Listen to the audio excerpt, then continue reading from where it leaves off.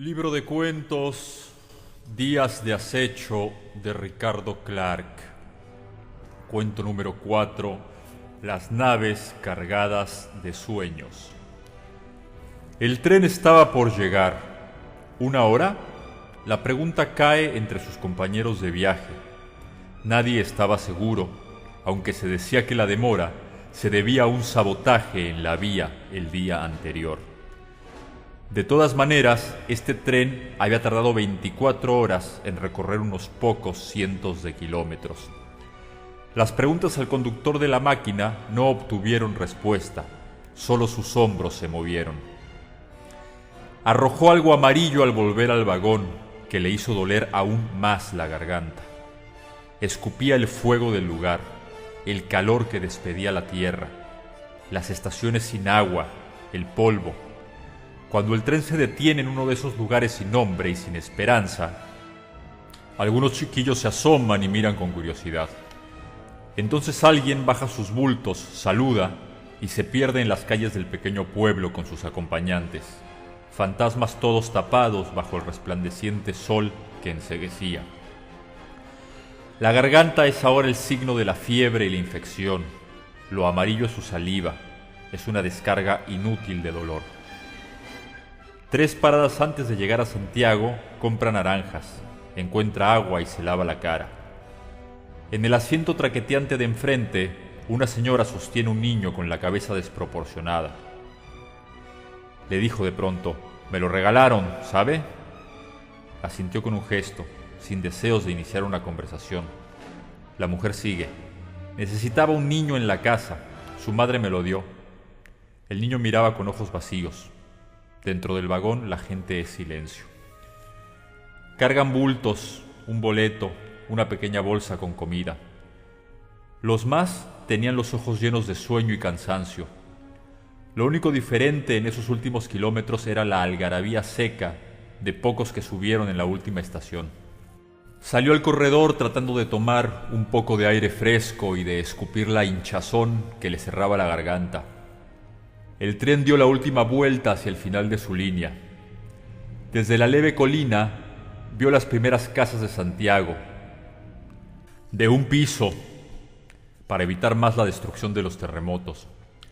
3 meses más tarde, Ivette le susurraría al oído: «¿Tú ya sabes la historia?».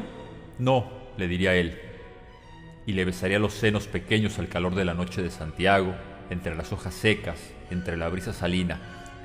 «Sí», diría ella, sin prestar atención a sus caricias, alcanzándole sus ojos cafés. Con Diego Velázquez, primero cerdos y pequeñas intrigas. Una plantación, unos indios y un poco de dinero para Hernán, que miraba sin saberlo hacia México, Tenochtitlán. Los barcos preparados, las cuerdas crujen en la bahía, los hombres listos. Dejó Cortés la pequeña encomienda, a Catalina sus intrigas, a Diego Velázquez el calor tremendo de Santiago, y la tierra que se resquebrajaría todos los siglos de la colonia bajo los terremotos que incendiaban la ciudad, que sin embargo volvía a crecer a la sombra del sol. «Ahí, aquí, tú sabes», le decía Ivette, «la fiebre mató al médico de Napoleón». Además, alguien corrió y avisó al capitán Cortés que el gobernador había cambiado de idea, pero era tarde, porque las naves, cargadas de sueños hasta reventar, estaban listas. También llegaron los franceses que escaparon al terror de Toussaint-Louverture y llenaron las montañas de Cafeto y las tardes de la colonia con el parloteo de un idioma dulce. «Aquí mi padre fecundó a mi madre. ¿De ahí viene tu nombre, Ivette?», le preguntó una noche. «No», le dijo ella, y lo rozó con el aliento. «Pero es inútil, ya se va». Saluda graciosamente con el pretexto de buscar unos náufragos que de seguro no existían, empujados por su propia ambición.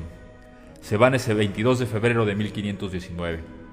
Comerciantes que en secreto les habían prestado dinero son también los cortesanos que con una mano se persignan al paso del gobernador y con la otra se hacen socios del capitán. Ya se van, empujados por la abierta insinuación de cristianear a miles de indios por el rey, y se arrodillan por España.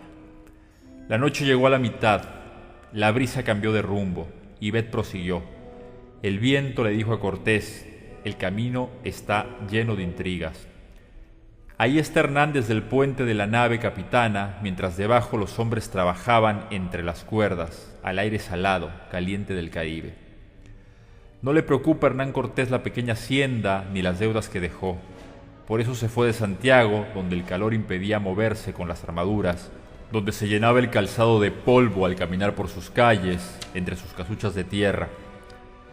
Dejó la pequeña iglesia, que algún día sería basílica, bajo la mirada de un obispo más ambicioso, las intrigas pequeñas, el enano que delataba sus fantasías de poder al oído del gobernador. Adiós, Velázquez. Quédate con Catalina, con tu hermana, con el enano torpe y sincero, con las pequeñas encomiendas, con el cargo de alcalde de un villorio miserable, enterrado a los pies del Caribe. Las tierras feraces, hirvientes de Santiago son tuyas, y entonces los bájeles se perdieron en el mar del trópico. —¿Y Bet, todo eso es cierto? —preguntaría él. Con un estruendo de terremoto el tren se detuvo. Pidió un vaso de agua helada y vio a Santiago lleno de casas viejas, empinadas, descoloridas. Bajó la pequeña maleta y desde el taxi leyó el folleto.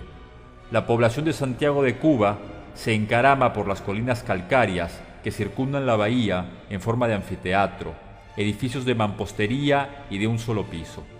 La temperatura media anual es de 27 grados centígrados. El taxi se perdió en el calor que dejó el día.